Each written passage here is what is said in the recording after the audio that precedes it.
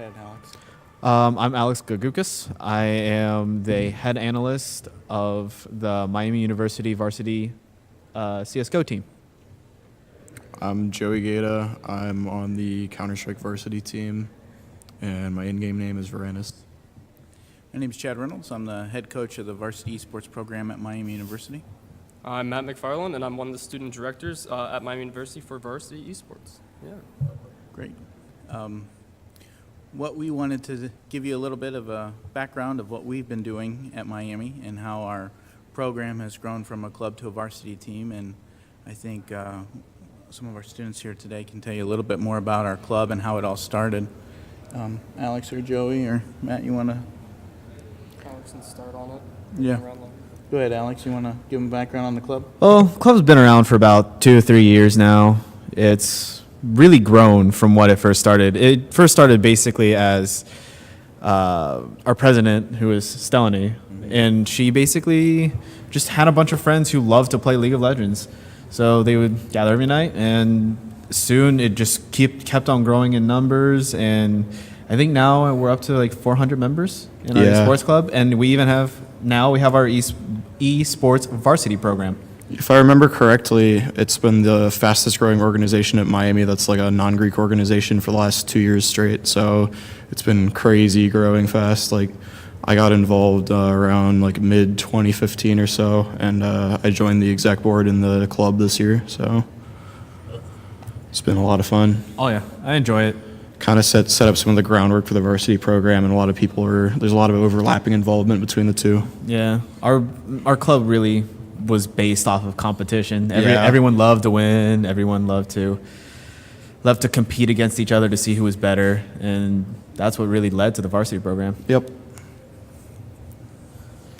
So I was brought in. My background is I was a Division I athletic coach with men's track and field, and Stelany, the president of the club, and the director of the eSport program, Glenn Platt, who's also the chair of the IMS department at Miami, brought me in and asked if we can merge these two things together with our varsity program. And from there, I was pretty excited to go forward with it. So the way we've built the program is we have 4 teams that we're sponsoring right now. We have Overwatch, Hearthstone, CSGO, and League of Legends.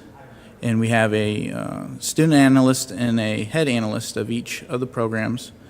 And then we have our players. And then the way that we oversee it at Miami is we also have 2 days of physical training because we want to have a sound mind and body every week with the guys. So we practice 5 days a week, sometimes 6 even, with matches ranging throughout the week and the weekend. And right now we're planning on doing 2 seasons. So we have a fall season and a spring season. League of Legends is a little different this year, so we are kind of waiting to see how that develops with their season starting in January, right? Yep. Yeah. I think so, yeah. Yeah. And so that's kind of our structure of our program. Is there anything that I'm missing, guys? Okay. I think that about covers it, yeah. So what we've wanted to do is basically keep it student-centered, and the students have been driving this program from the very beginning, and they have wanted this program, and so we've tried to develop it so that it can have a twofold effect with Miami. One, obviously having organized competitions and giving the guys a competitive situation with the game that they're interested in, but also we have a huge curriculum component too. We have one of the only eSport courses on Miami's campus in the nation, and one of the best games design programs in the country. And so it has a big liberal arts-based pedagogy, which drives it as well with the students. What am I missing? Anything? So some of the things, like the esports program itself was founded on like the 3 C's that we like to call it. So community, competitive, and curriculum. You kind of touched on the curriculum portion of it. We currently have the comprehensive study of esports class that's the only one like its kind in the country. And currently we're also looking into different esport organization simulation courses, esports production courses, live stream courses, all that kind of stuff to like back the curriculum up with like from the program. The second thing is the community aspect of it. So one of the things that we're doing that's very interesting is we've been in discussion with Twitch and just our student organizations on campus called like Mafia, which is basically the film organization, about creating our own Twitch channel that's going to be broadcasting throughout the day, throughout the weeks. And it's basically a continuous cycle of content. So people have their own podcast, their own streams, that kind of stuff. And so basically we're trying to make it so if someone wants to start streaming on Twitch on Miami's campus, they have like a wider audience to go to through us. And the final one's the competitive. So like you said, we've started from the 400 members from the eSports club to now the Varsity program. And there's been a lot of stuff in the works. We have our 4 teams, and we're also building an arena that should be done hopefully in the spring, which is going to be very interesting and awesome for our players to have just a home that they can go to. So. Yeah, the arena is worth noting. Miami has partnered with us, and they've been really supportive of us growing our program. And the Miami King Library has given us one of their rooms and is going to be one of our primary sponsors for our program, saying that they're going to get the guys new rigs, but also right now we're in a major reconstruction of the room, and it should be finished in January. So starting our spring season, the guys should be able to have a traditional esport arena experience at Miami, which makes it very appealing for them as students and also for us recruiting, because we will have a recruiting component going forward, trying to get the best esport athletes here and keep the programs growing. Yeah, just having somewhere for like the teams to actually like have a dedicated place for us to go and practice is such a nice thing to have available. Like, it's so useful to be able to go just play in person instead of always online. Yeah, having a unique space. So this is a space that's dedicated to our esport athletes. It's one that they do not have to share with the general student body. It's the place where they get to practice, the place they can go to study. So we want our athletes also to have strong GPAs at Miami.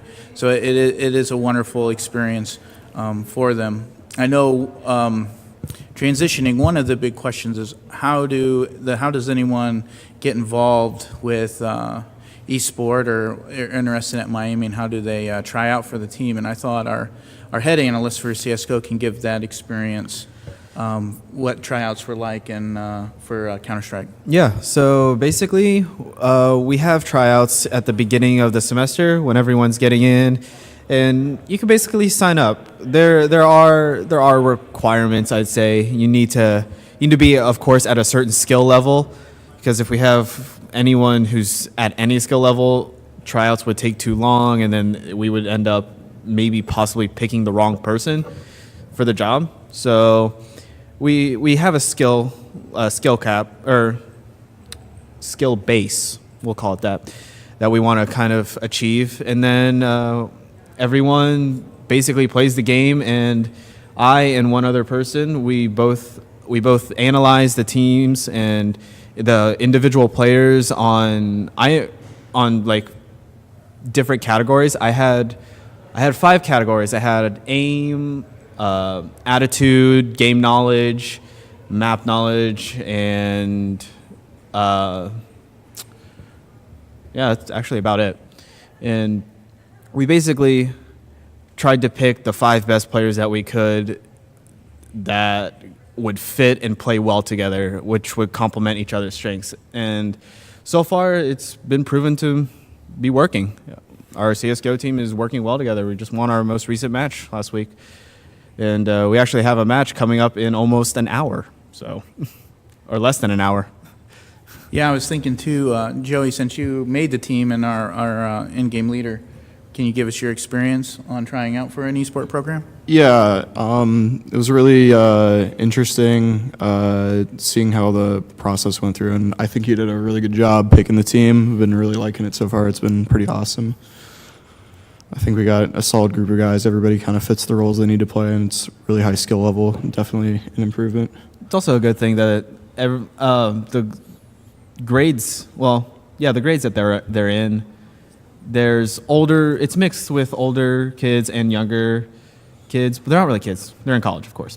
But it gives them room to improve throughout the years. So there's always room for improvement. Yeah, I think right now our roster is 1 senior, I'm a sophomore, and then we have 3 freshmen. You have 3 freshmen, so So hopefully once everyone graduates and makes the team again year after year, they'll be more knowledgeable. They can bring back from what they learned last year and eventually become leaders themselves someday, and building that like long-term chemistry is like so useful. especially in Counter-Strike. Yeah. So you know how each other plays and how you can complement off each other. Like a lot of the successful teams right now are those teams that stick together for years over time. So I mean, just being able to stick together and improve at the game together and build that like long-term team chemistry. And I really like our team chemistry right now. We got a great like vibe going on in the team and the comms and stuff. So Yep.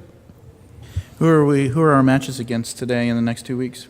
Tonight, or in an hour, we're against Duke, and then we're against 2 different Virginia teams. I think Virginia Commonwealth, our next 2 weeks. Great. And so then you may wonder about the structure of competition. Our CSGO is in CSL, We are in Collegiate Star League. That's the league we compete in. yep. and our Overwatch and Hearthstone teams are in TESPA. Yep. They're in Tespa. And the League of Legends, which is a new format this year, is going to be in ULOL conference. Yeah, I think they're playing ULOL. Yeah. Yeah, I think so. Yeah. That's kind of our program in a nutshell. If anybody has any questions off of the stream feed or here, we're open to hear them.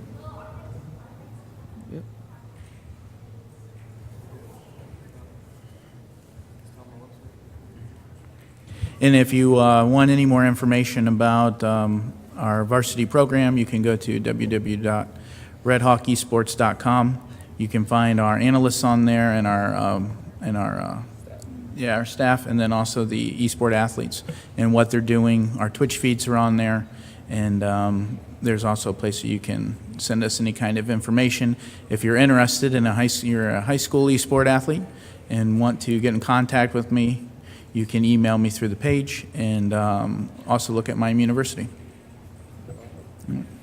And thanks for having us. Thanks.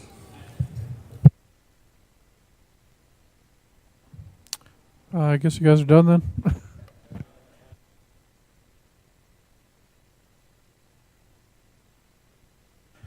Amanda, did you have any questions maybe for them?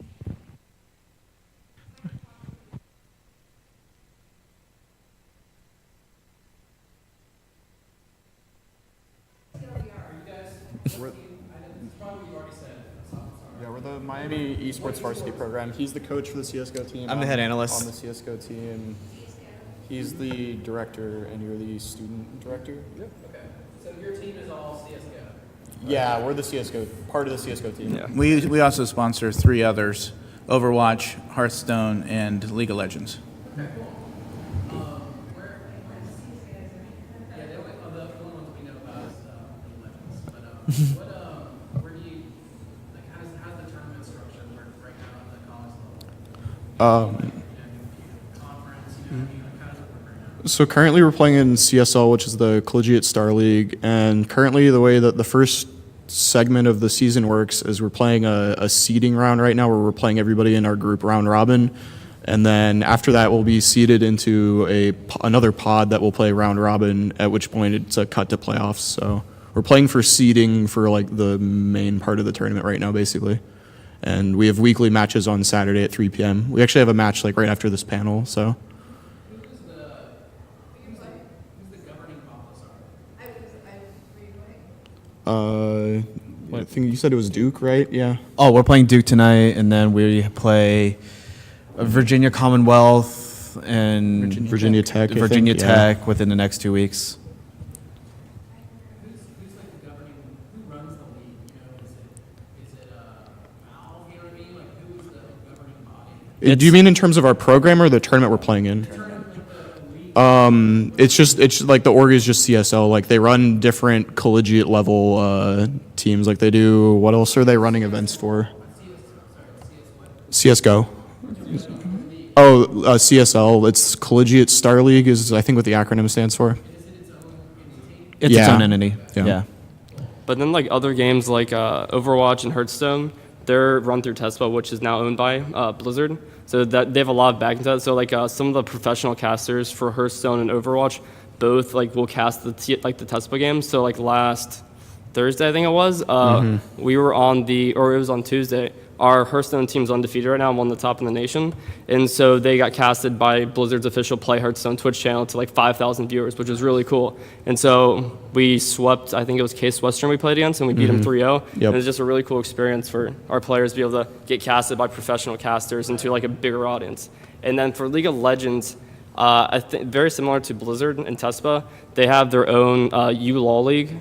So we'll be playing in that in the spring, I think, but they've changed the format a bit this year. Right. We exhibited we're game developers. We exhibited our game at PAX East a few months ago, and P-Ball was there then. And and it was the whole, I think it was like Ohio State and all the other colleges. Someone from Canada, I think. Probably Quebec or something like that. University of Quebec, I think it is. That might be right. One of them is like powerhouse in Canada. I think it's Quebec. Yeah, and it had the same, it had, Freak and Jack and all the same, ball casters that do the NALCS. That was really cool. So you're seeing that same thing happening in Hearthstone. Is there anything in the CSGO world that's doing anything like that too? So for CSL, who are they in? CSL is working with someone. I forget who their partner. Sivo. They work with Sivo. They're working with Sivo for it. So that's sort of their partnership. So Sivo for CSGO is sort of like the independent, it's like a pugging service essentially. It has a pretty large backing. So they kind of work with that, but it's not officially Valve sponsored. So there's a decent backing there, but the big two ones, Blizzard's super supportive of the collegiate scene. So just the Hearthstone and Overwatch are really like pushed strong by Blizzard. And like you said, ULOL is also huge. But those are the 4 big games right now. And then, Heroes of the Storm 2, which is another Blizzard game, has a pretty large backing because they were on Heroes of the Dorm last year on ESPN 2. So, yeah. Now, if I'm not mistaken, who's the developer at CSGO? Valve. Valve. That's what I thought. All right, that's why I mentioned it earlier. Do you find that their support of the CSGO infrastructure is as good as their support for Dota too? Or do you think, what's your opinion of that? Do you want to answer that first, or? In my opinion, Valve is they try to support the CS:GO community. Lately, they've been listening more, but every so often there are times whenever there are updates that hurt the game more than helping it. So They're usually like generally pretty good about fixing yeah, it. they're generally good about fixing it. I think kind of like a longer answer to it, but I kind of feel like there's different ways that these companies are going about supporting their games. While like Riot prefers like greater control over the way that their game is like played and ran, while Valve is on the complete opposite spectrum, where as long as you're not like going way out of the bounds and like doing something that's like definitely not like acceptable, as long as you're like running like a reasonable tournament, they kind of prefer the more like organic and community driven tournaments and leagues than rather them controlling everything like Riot does. So I think there's like some argument, like I could see an argument for like either one being better, but I mean like what you said, like there's a couple of updates I don't like, but they're usually like pretty good at fixing them when like the community like outcries about it. But Tournament wise, in general, I'm pretty cool with it. Yeah, tournament wise and like competition wise, I'd say third parties are really doing a lot of work. I don't know if you've heard of ESEA. They're really big into the competitive scene in Counter-Strike. They host, I think, almost every ESL game. And Sivo also hosts their own tournament. And in Europe, there's this thing called Face It. And Face It is also a big sponsor. Yep. Yeah, Yep. that is CSGO. Owned by TBS. I think going back to your question too, the Dota versus CSGO, Valve sort of has a bigger hands-on approach to it, just because of Valve's a whole entire company structure where you can bounce between teams wherever you want.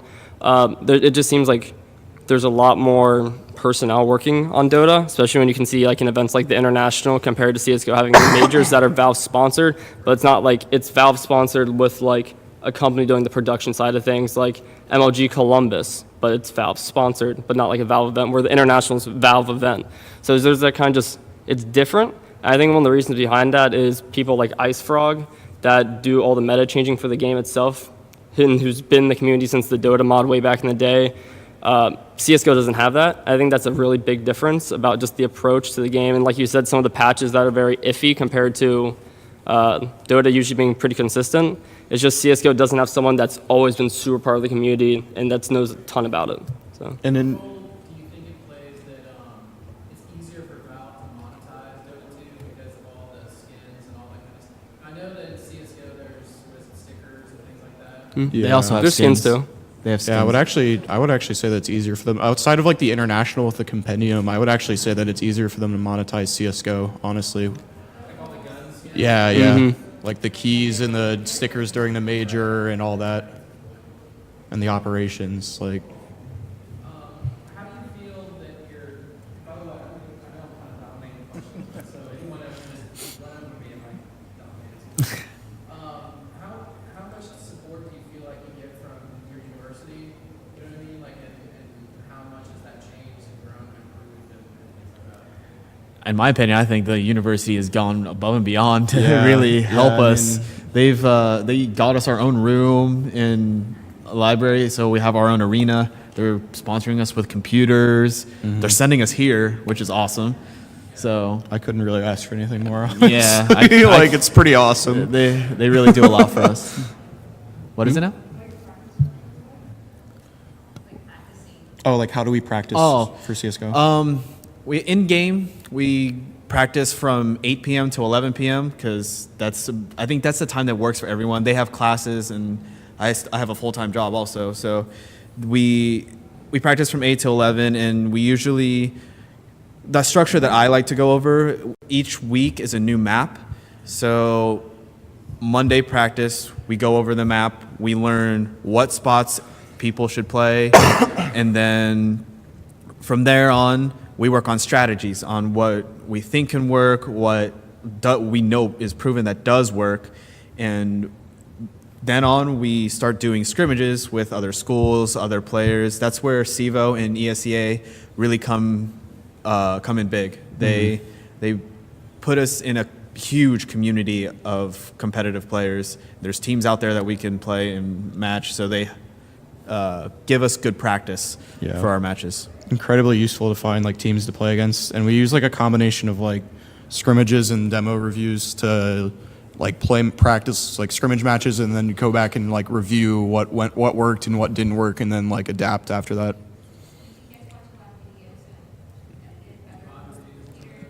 Yeah, we all kind of do that like just out of our own personal interest, though. I think more specifically than like something that's scheduled. I'd say, yeah, it's not, we schedule some time in practice to go over videos, demos, videos on demand. In my personal time, I watch a lot of Counter-Strike.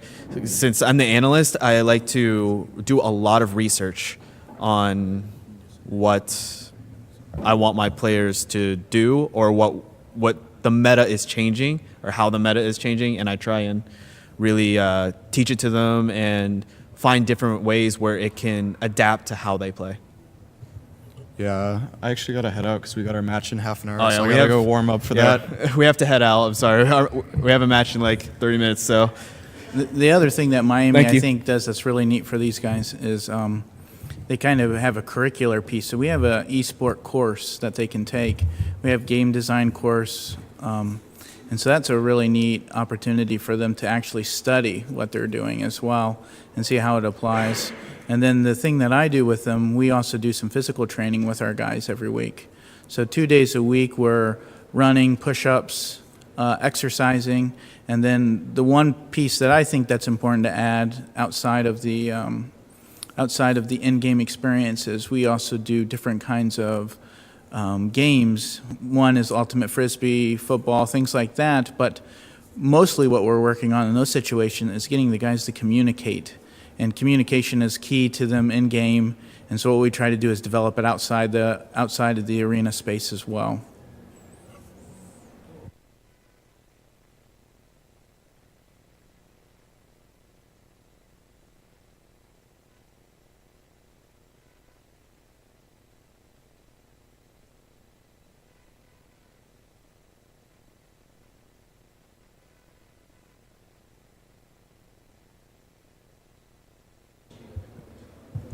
I think one of the big things is it's so new. A lot of these guys, it's something that they're doing all the time regardless anyways. So they were playing on the teams before, on the club teams or whatever. So they're kind of doing a similar thing where they used to be practicing for the club when it's out more of the varsity program. So we haven't seen any burnouts or anything like regarding that sense because it's just so new and everyone's just so excited about it because it is their first season. But I think one of the like major things is just being able to like monitor it. You say like if we see someone struggling with being like a fifth person on the team and they're just not communicating well, they're not showing up to practice and things like that. It's just being able to know like you have an in-game leader that's kind of like the captain of the team. You would say just being able to like listen to the team. Then they can come to us and the faculty because since we are supported by the school, we have a lot of resources that can help them either like psychology-wise, looking for a new player if needed. But it's very interesting because it's so brand new. We haven't seen any of it yet. Yeah, and we are another role would be a life coach. Mm-hmm. So when there is problems, our communication with our analysts is just as important. And so we try to head off any kind of issues that happen before they really materialize. And being able to be in a different space, say out on Cook Field, which is an athletic space, and seeing them out there and how they interact, and we can pick up pretty quickly on if there's some tensions or burnout issues. We can get a hold of them pretty quickly. It's a close group, and 6 days a week we're together. It's like any varsity program at any university, just a different kind of skill. We're with them every day. We see them every day. We're trying to develop those skills on and off the court or out of the arena and getting a good feel of how they're doing. Now, is it a varsity program It is at Miami, yeah. It's a varsity program. We're going to have scholarships. We have designated arena space. We have 4 sanctioned sports. 4 sanctioned games. We're looking at Dota 2 as our expansion and possibly Heroes of the Storm. What's that?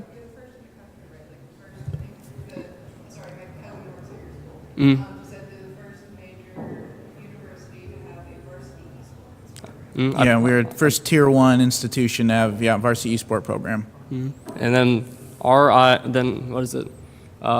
University of California, Irvine was the first arena. We should be first like D1 school to have an arena. We should be the second, I think it is, because our arena is currently going to be under construction. Hopefully this winter break, and then be opened up in the spring for our players.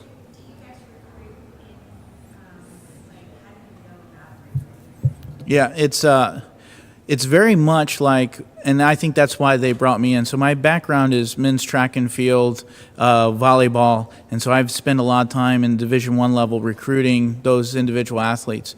And so the demands and the challenges of recruitment are the same. We need to identify talent. We go out and talk to that individual talent, and then show them what Miami can offer them. So in many ways, a lot of these professional programs that we're seeing are bringing in people from athletic backgrounds for these coaching and recruiting aspects and what they can do in that regard. So very much, as I said before, it's very much like any university program. We're trying to find talent. We go to places like LexPlay and have our booth, and what we'll do is we'll identify tournaments too and start going out and recruiting high school students from there.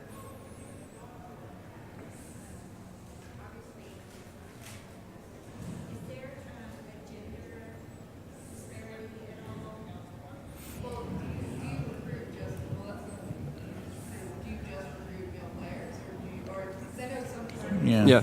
It will for esports in general. There's no rules that like segregate players out to one side of the thing. There are for Counter-Strike and various other games. There are female-only tournaments, but at the same time, like the major like tournaments for like the international, for Dota 2, any of the CS:GO majors, genders doesn't matter at all. It's all up to skill level. So if a female athlete, whatever gender, came in and wanted to play and they were better than everyone else, you're on the team. It's just the biggest outreach we've had from people have been from the male community so far, but it's not to say that if anyone else doesn't come in that's not male, that they would not be allowed to play. Like it's really up to the skill level and how they fit in the team. And the real interesting thing is the number one driver of our whole varsity program was started by a female.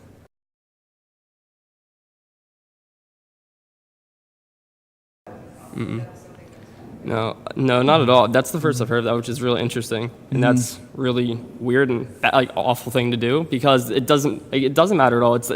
I guess one of the things I compare it to is like chess. Like I don't understand like why there's that like segregation of gender in like a game like chess where it's literally everyone's at the same playing field.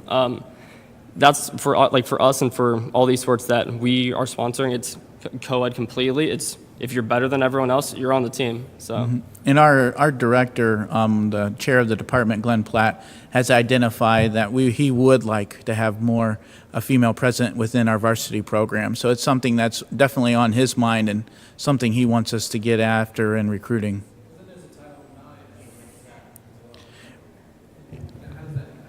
I don't think anything has. Just besides normal university rules, it has not become an issue yet because there isn't any NCAA entity involved yet. But with the amount of viewers, they've had more people watch these championships than Major League Baseball and NBA Finals.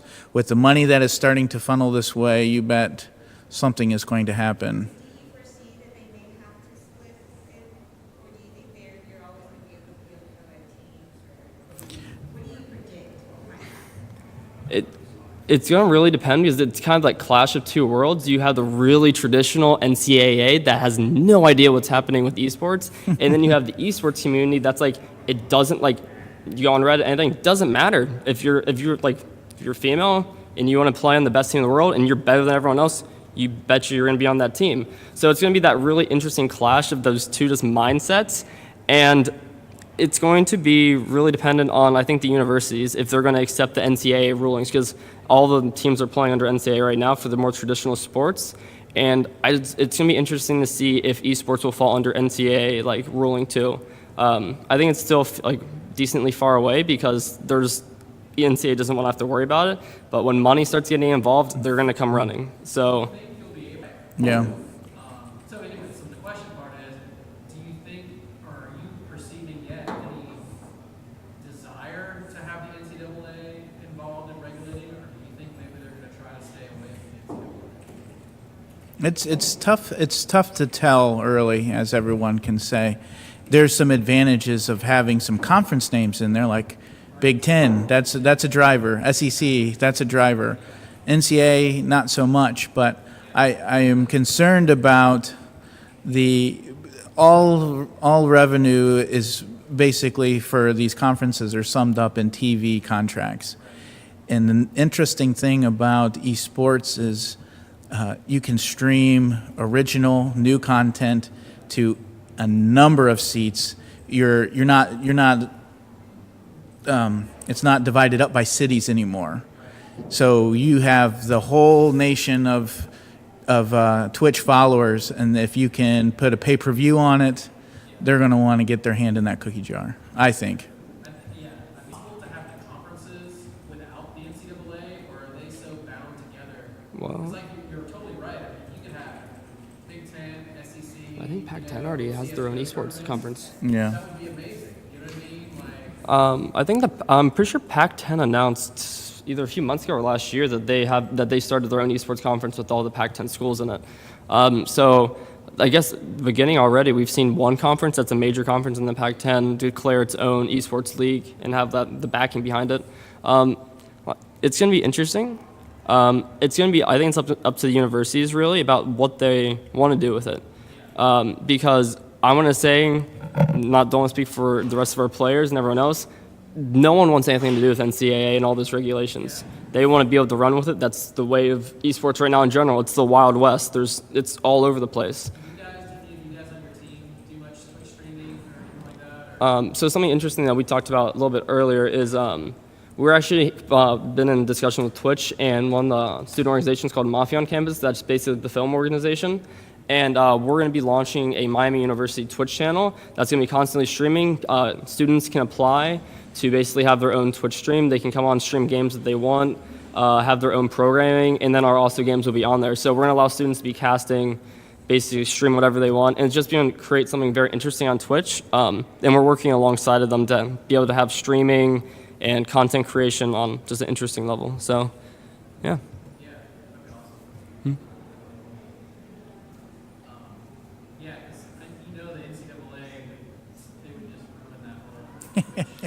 Yeah. Yeah. That way, and the problem is, in a way, they would almost have to, because if they let esports athletes make money on Twitch, then how could you stop some guy from selling his autograph at football? I mean, like, Yeah, they're starting to bend on those rules now too. yeah.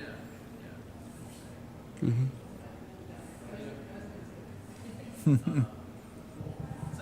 missed the beginning, so I assume you're the official coach or the sponsor? Well, our structure is set up. We have three directors, student director, and then two directors that are faculty members. One is the chair of the Department of Interactive Media Studies.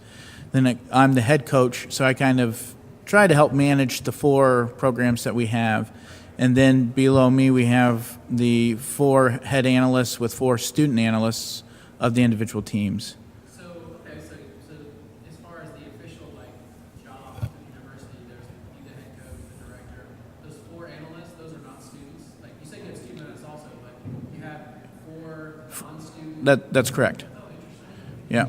So that's, if I'm correct, that's at least six, jobs that the university is providing, like, full-time or whatever. Yeah, there'll be part-time positions for coaching, but yes. Yeah, it is. It's exciting that the university is getting behind this and is helping and investing in the students. And what really made it neat, and we said from the beginning, was this is all student-driven. The students started the club. The club is over 400 members. This is what they wanted to see happen. The club is still very active because obviously when you have pretty elite competitive teams, our Hearthstone team's ranked #1 in the TESPA tournament right now. All those 400 members aren't on the varsity program. There's only 4 Hearthstone members, so they're sacrificing as well to see their fellow students achieve a lot. So it's pretty exciting to see, and we get lots of support from Miami. Yeah, that's really incredible. So game dev program, this is kind of an off topic. Game development classes. Is that Gary Belcher's program? I know that he's teaching. Well, no, He just got here. yeah, we have a bunch of different tracks in interactive media studies, but one of them is game design, and the faculty member we just brought on is Phil Alexander, and he is actually in charge of our eSport course. They go to class and study what's happening in the eSports and the cutting edge, and trying to stay informed, and marketing with all those things, all those kind of different aspects. So he's kind of one of the drivers. But I know our game design program is ranked fairly high, and there's many more involved that unfortunately I don't know them as well. I like how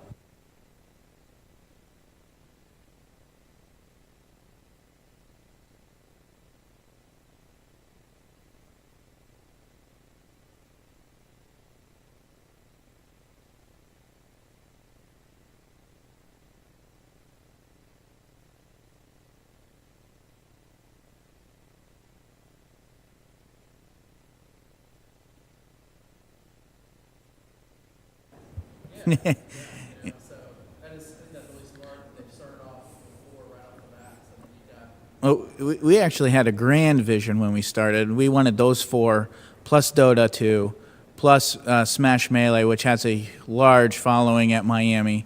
And which one am I forgetting? Oh yeah, and Heroes of the Storm, and those were our 7. We wanted to start with 7, and once we got going and realizing what it takes to really manage and pull off this kind of enterprise, we scaled it back and went to 4, and kind of have the club involved and tell the guys, hey, this, like Heroes of the Dorm tournament, this could be a good thing for us if you can get some interest in it. But as you said, I don't want to say there's not any interest, but not as much as the 4 we started with at Miami. Yeah. Yeah. Smash is Melee, because we have a very large Smash club on campus, but one of the drawbacks between Melee and pushing the varsity esports program with them is that there is a very large lack of online play, especially in Melee, because it's on the GameCube. And so it's a lot different in a budget to be able to send Melee players all across the country. So in Michigan, Big House 6, and down to, what's the one? The one down in Orlando. Adam And some of the other ones down like in Orlando and things like that, because it just costs so much money. And since we're a brand new program, we don't have quite the funding to be able to send them all across the place. But those are definitely so much interest for it. But There is. What do you think? I couldn't even believe this when I've been hearing this lately. That that there are Civ 6 esports teams already. Like I haven't played Civ 6 yet, but There's esports for everything. There's an esport for like the Shrek fighting game. I think it is.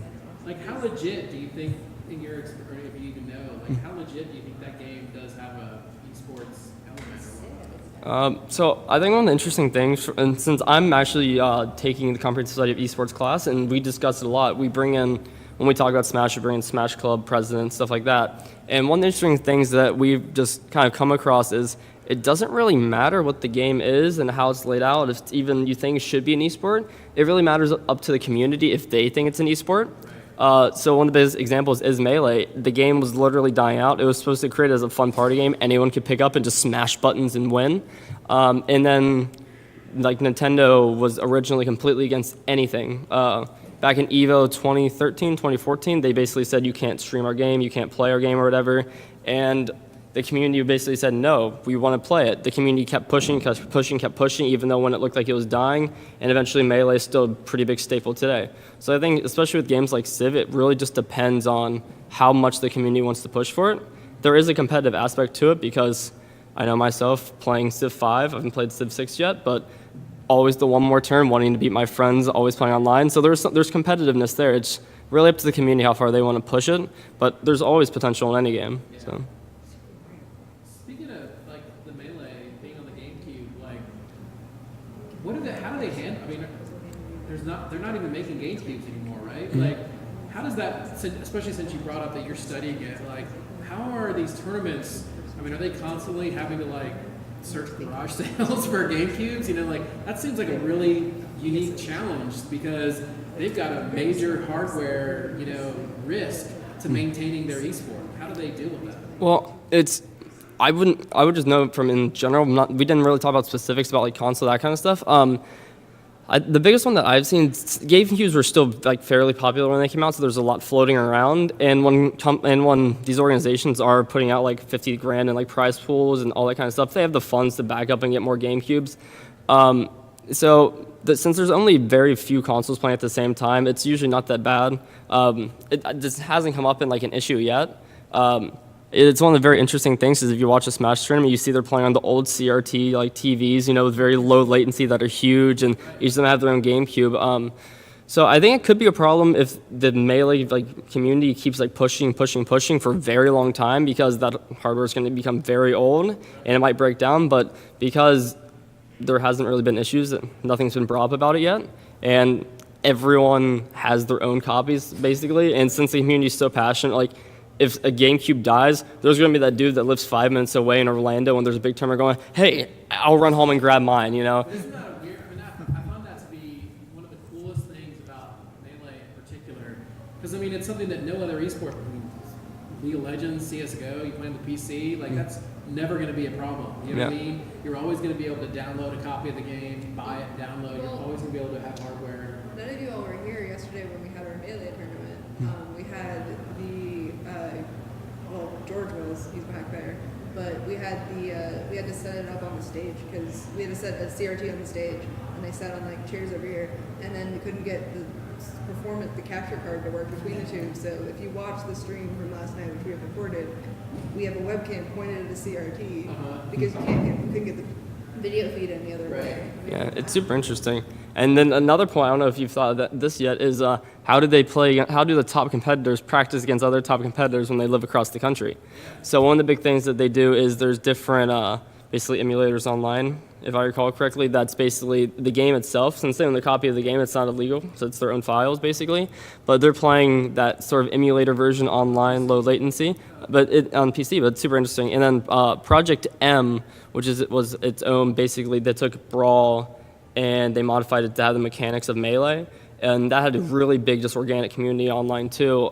It was just random developers helping the project out, and that was actually still has a pretty big backing at tournaments. So it's really interesting what they can grab the files from an emulator and continuously play for a long time. I think if hardware does begin to fail, they'll have to go that route.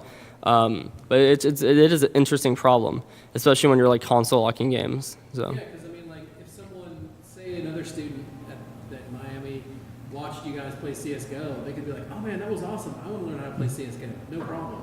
But if they go to the Melee, they're like, "I want that. Oh great! Now I got to get on eBay, buy myself a GameCube." You know what I mean? Like $40 for the GameCube. Melee's like $80 right now or something like that. Are you serious? It's up there. It's one of the only games.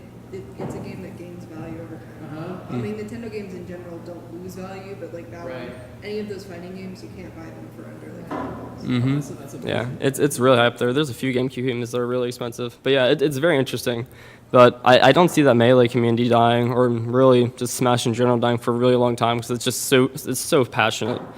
And it's been around for such a long time. It's been through its ups and downs, and I love that community. So. Yeah, I mean, look at what they've had to do. I mean, they've had to fight to keep that, to make that exist at all. Mm-hmm. You know what I mean? You kind of take it for granted when you play CS:GO and stuff like that. They're helping you make it happen. You know, Yeah. Nintendo, unfortunately, from what you said, I didn't know they actively tried to stop it. They've done a really large 180 now. So one of the very interesting things is in that same EVO 2013, 2014, I forget which one it was they had basically an open community poll that you could vote in your favorite games, and Melee won by like this much, and that was basically something that kept Melee like alive. But even recently, when they had the Nintendo Switch, if you saw at the end with Splatoon, they basically were showing Splatoon being played in an arena in front of thousands of people. And so Nintendo seemingly is doing a 180 on their eSports stance and is very passionate about it, instead of being completely against and saying, no, you can't play our games. So it's interesting though. But yeah. I guess we're done here because Yeah. we had to go watch our Yeah. CSGO team play. Yeah. So Thank you very all right, much. Thank you guys very much. Have a good one. Yeah, thanks a lot.